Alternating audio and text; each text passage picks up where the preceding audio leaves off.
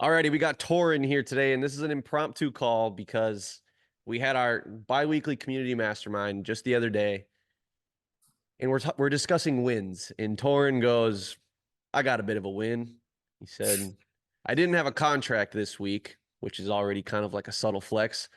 And he goes, "So I had to go find a contract." And basically, he said he made a few calls, he did a couple things, and boom, 50K wholesale, I believe it was.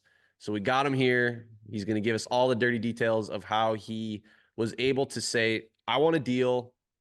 Let's go find one." And he found one basically immediately. So without further ado, Torrin, thank you for being here. Just spill the beans, man. Yeah, absolutely. So that's pretty much how it went. But with more detail, we had our L10 meeting. So I work with my dad and my brothers. Sure. So we're a small operation, right? Just going for those deep dives. And yeah, in our L10 meeting, we were just like, hey, we don't have a contract this week. Let's see if we can find one. And so we've been on Sift for a couple of years, and so we basically just looked at properties with all either dead or wrong phone numbers Okay. that we've tried calling or texting multiple times that have they're actively on a foreclosure list, right? So an auction date's coming. And we were like, all right, let's just grab a handful of those. So filtered them down and we picked, I think, like 8. And so that next Friday of that, or I guess that same week, right? Friday that same week, my dad just went out, hit some doors. One of them was that one of those properties we pulled where all the numbers were dead or they were wrong because the dad had passed away, and it was his kids and heirs, right? And also, yeah, it was like friends that said, no, no, he's not here anymore. We're like, all right, let's just go knock the door, see what happens. And Sure. knocked it. It was his widowed wife, right? And she's like, yeah, auctions March 8th. So coming up, and I got to do something. And so she was willing to sell right then and there. Wow. Ran the numbers with her and everything, and she'll net probably 25 to 30,000 when all said and done. And Cool. we assigned it that I do all of our dispo, so I assigned it the next day to one of our buyers for $42,000. Man, that's good. That's a good deal. And you took care of her too, it sounds like. Yeah, Uh, absolutely. Like we're that's a giving big her a thing. little extra time to move and everything, but it's like, we did all the bulk stuff that everyone else does for like a year and a half. And it kind of just felt like we were spinning our wheels, right? Right. And so shout out Claudio, who showed us Sure. REISift back in the day. We started on REISift and we were like, man, let's just go after the ones that everybody else is going to give up on after, all the dead numbers. They can't get in contact with them. They're Yeah. texting them and not getting replies, or they're not delivered. Right. Hmm. That's pure gold to us. And then we'll go Right. door knock them. We'll go door knock their neighbors. We'll look for their family members. Like we'll message their kids if, they're adult kids, obviously, Right. message them and just try and find out what's going on with the property, because otherwise it's going to go to auction and nobody wins. So we got the family their money, Yeah. and we made an assignment on it, and then our buyer's happy because he's going to make probably 50 grand plus on the flip. So Right. everyone wins. That's awesome. And I like stories of the ethical side of things. I like the humanity side of things. When you see someone who actually needs help and you actually offer them some help. I love that kind of thing. So it sounds like before Sift, you were just doing the bulk thing, just getting data, calling it, ditching it, getting data, calling it, ditching it. Um, and then you kind of obviously now you know the value of your data, you know the value of the data you have. So that's cool. We don't need to go too deep into that just because we say it all the time and there's a million case studies. So it's cool to hear that yet again, that's the thing. Um, and what was the specific filter again, just so I can remember? It Yeah, was so we looked at any properties where we had tried to make 3 or more attempts on, okay, and all the phone numbers were either wrong or dead. boom. I wonder how many people watching this are probably like, oh shit, like I got a lot of those probably, you know what I mean? Yeah, I mean Um, that's really all we needed. We're like, all right, let's just go hit the doors. And yeah. sure enough, she was ready to go because the auction was coming up the next week. And so when you are in your normal, and we'll get into this flow in a minute, we'll jump into your account. But your normal flow, is that just what does that look like? Yeah, yeah. I can if you want to let me share Yeah, my yeah. screen. Cool. Yeah, so we're in your account. Let's take it away. Show us your flow, man. Yeah, so we have a dedicated just presets basically where we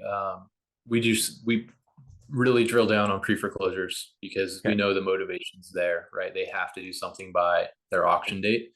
And to your point of doing it ethically, like we start with, hey, most people want to stay in their house. We're here to help if you want to stay, but we're also home Yeah. buyers. So if all else Beautiful. fails, like we can get you some equity out and moved on, right? Sure. But basically, yeah, we have a VA pull all of our foreclosure data from the counties directly every single day. Okay. They pull it all, put it into Sift for us, skip trace it, and queue it up, and they come into these presets. So we have one for our initial contact, which we go through and we do those 3 attempts, right? Mm-hmm. Uh, Prospecting is we need to find the family members or just keep trying essentially.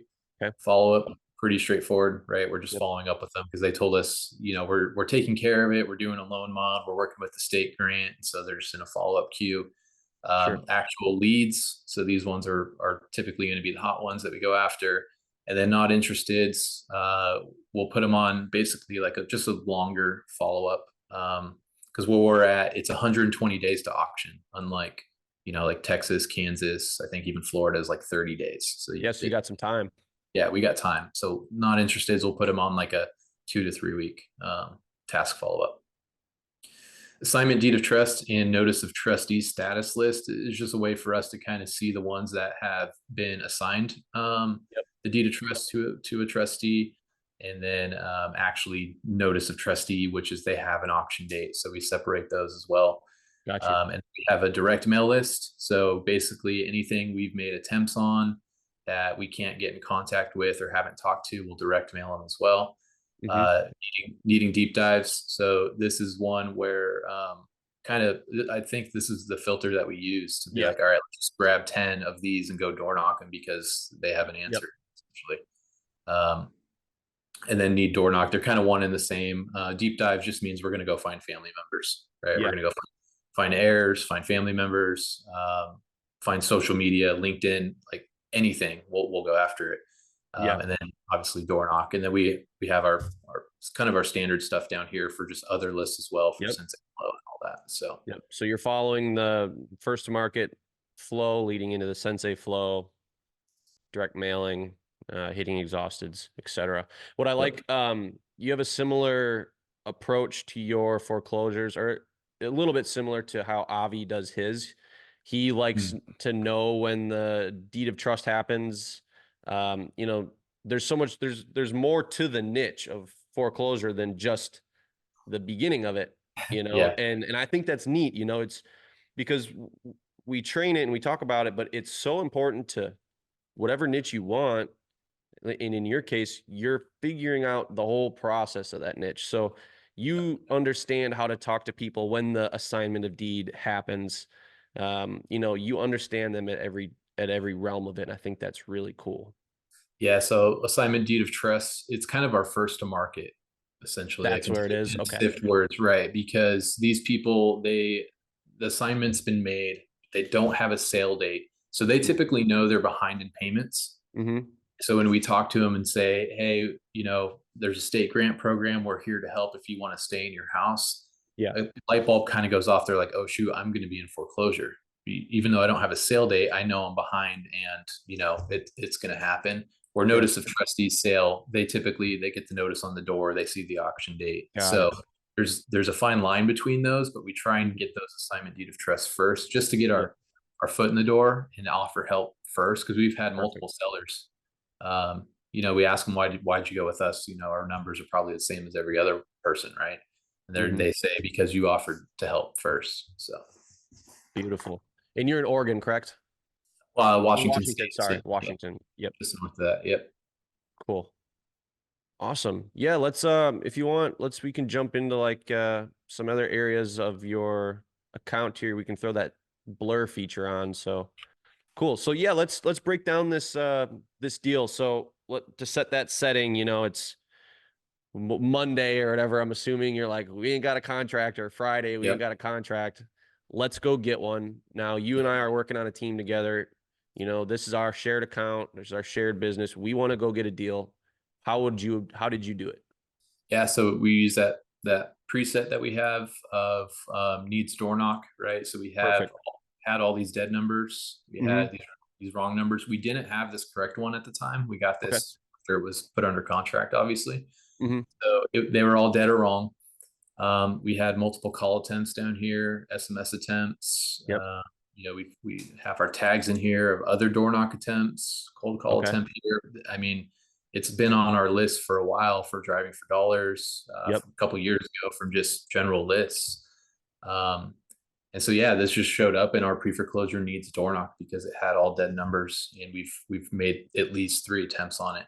Yeah. And so, we grabbed a handful of these that were in our area, put it in our maps. My dad knocked this one, talked to Marcy, Okay. and she said, "Yeah, I need to sell. Auction dates on March 8th." Okay. I think it was initially like back in November.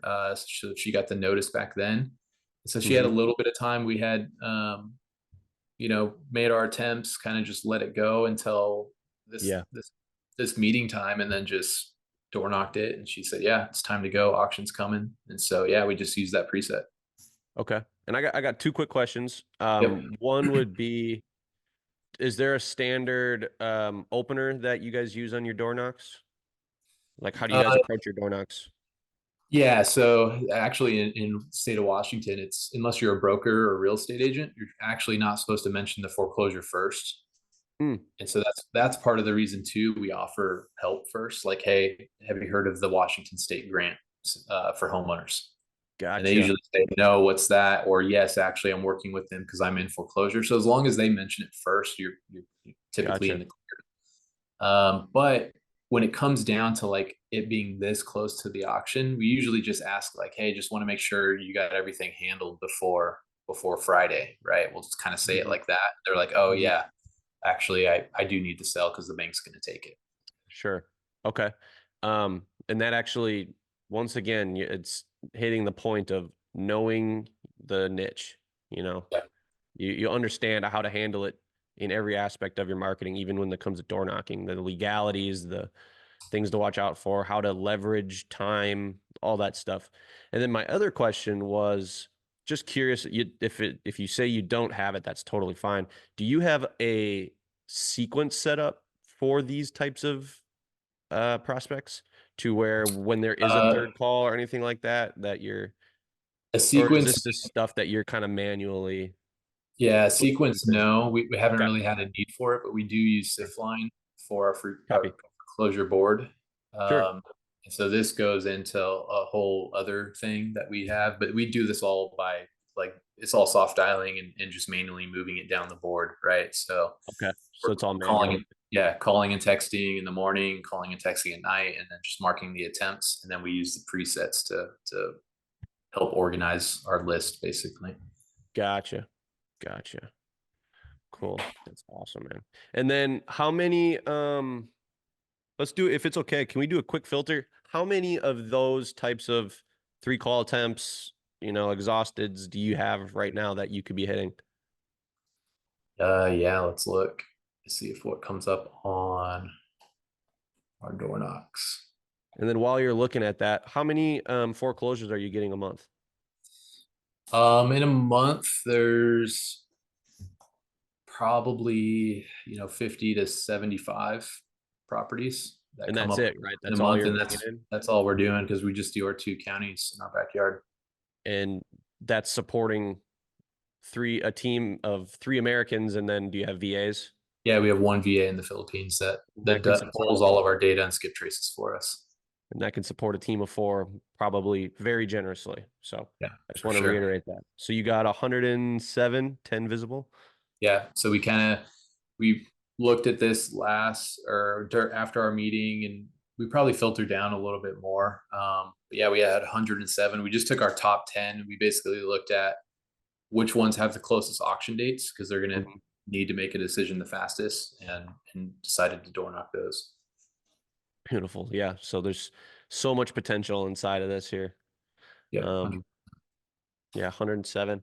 And then just some generalistic questions about Sift, since we discussed your strategy and kind of like how you're finding the gold inside the stuff you got. In terms of features, integrations, which ones are the ones that you use the most? Um, Honestly, just air call right now. I know. Cool. I asked Tyler if it's worth it to switch to smartphone. He said for sure at some point. So that's Yeah, going to be on our to do later this year, just so we can have integrated SMS yeah, within REISift. But yeah, we've only been using air call as an integration. I mean, we use call tools and stuff sure. before, and we actually did launch control in the beta system when we did all the bulk stuff. But Yep. we dwindled it down, and so we only use air call right now. That's that's epic. And So then that we're actually brings up another point. You probably have an extremely lean overhead. I was just gonna say we're pretty lean and mean. Like I still have my day job, so I work in ERP systems, and Even so better. uh, like I prefer Sift because I know most ERP systems, and obviously Sift's going to keep progressing and optimizing, and so I'll love it even more. But yeah, my dad and brother are the only ones that are full time, but I are VA too. But 3 full-time employees. I still have my day job, and I'm still able to come in and like help organize and create lists and like go hit doors on the weekend, and we're Yeah. getting. And you said you're running the acquisition side too, right? That's your So my spot. dad does our acquisitions. I'll help out in acquisitions. Like if he's going to go hit 10 doors in one day, I'll go try and hit like 5 or Oh, 6 okay. other ones. Okay. But I do all of our dispo. So yeah. That's what it was. The disp. Yeah. Okay. That makes sense. That works well with the part-time thing. Yep. Awesome, dude. So we got your feature, got your integration, which is awesome that you're just using AirCall. So it's literally Sift AirCall, and then whatever you're using for contracts and your bank account, basically. Yeah, we use Sign Now, and then we use Relay Bank, which is free. So yeah. Beautiful. And then in terms of support, what was the last time you guys had to reach out to support for help, and what was it? Oh man. Yeah, that you Uh, can think of. it might have been around the launch control integration because it was beta. Um, Sure. but honestly, it's been a while. Oh, you know what? Actually, I did have SIF support pull a bunch of solds for us like a month ago, so we could update all of our sold properties. And that was pretty straightforward. Just gave them our counties and said, Perfect. "Hey, we get all the sold properties," and then uploaded it to SIF, so we didn't bother with those ones. Yeah, that's something we don't talk about too often. Which you heard him mention in the mastermind was that we do have nationwide data. We just don't talk about it because data is free and it's everywhere and everyone's got it. It's not a special thing that people have. It's just data. So that's awesome. Man, this is really cool. I mean, what we found out, I just found out you have a job still. You have a real estate company with your family that's lean on overhead, lean in terms of team members. It's a process that's super simple to follow. You buy very little data. You don't even buy data. You get free data from the county, uh, under like 100 under 200 records a month. Hmm. Um, and you're able to pull out really large wholesales. Like, what else can you ask for? That's Yeah, I amazing. mean, our average deal size is $25,000 to $30,000. Part of the reason we went with Sift and deep diving is because I had my day job. I can't be cold calling for 6 7 hours a day. I can do it from like 4 to 6 o'clock in the afternoon if I need to. And also, I'm married with 4 kids, and so I can do all my W-2 work, do the real estate stuff for a couple hours a day, and then go hang with the wife and kids and have dinner, and you know, do it all basically. Yeah, man, that's cool. It sounds like you got your priorities in perfect check. That's cool. Awesome, man. I don't think I have anything else. If you have something else, let me know. Anything you want to kind of close out with? Uh, no, the only other thing I guess I'll say is I was just doing this last night. Actually, was Yeah. coming here, and I noticed we had a bunch more vacant properties. Oh, And so we have like 700 vacant properties, and a ton of these are multi-stack sure. properties that are prospecting, not interested. And so, I mean, this could be pure gold here too. These aren't even foreclosures. I'm sure some of them are. Yeah. Um, but like just Man. that little thing, I noticed on our dashboard how many vacants we had. And so now I know on these ones, I'll probably have our VA just go deep dive these, and then we'll just call and text them. It'll just be another aspect to trying to get some gold out of these. Man, that's perfect. The deals are in your system already. You don't need new data. Yep. This is a perfect example. Yeah, just from that, we have 700 that we could, well, I could filter out like some solds and not interested and stuff like that. That's It's months still worth probably of gonna be, work. yeah, exactly. So